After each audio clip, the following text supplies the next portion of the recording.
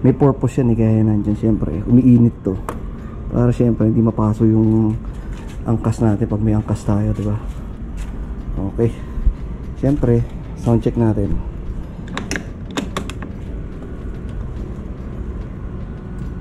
Okay, go.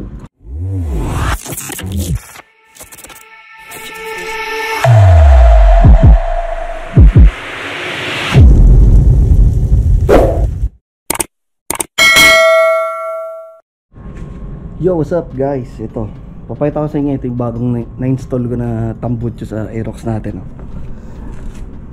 Ito na yun, yung pinagawa natin, oh. Ano yan guys, JBT version 2.1. Bakit ibalahibo ng pusa? Pinunasa ko kasi baka yung pamunas kami balahibo ni Jimmy. Ayan, oh. Ano siya, JBT version 2.1 na pinaratlok ko na titanium. Ayan, oh. Mura lang ipagkakaratlok ko.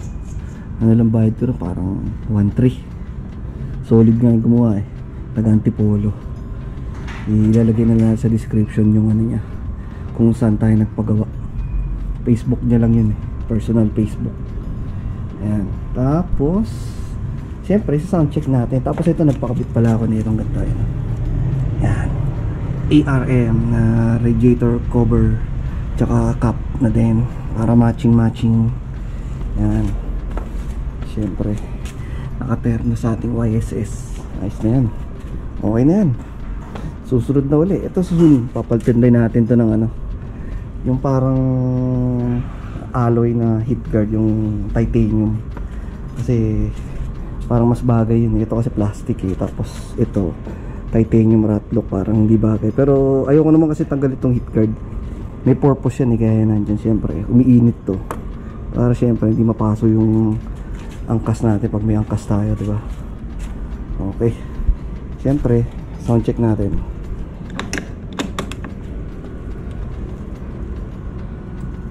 Okay, go. Ayaw kasi ng sobrang ingay, medyo ano lang yan, tahimik lang yan. Mas maingay lang siya ng konti sa stock, pero good yan, medyo may bass siya ng konti kumpara sa stock. Bomba natin konti.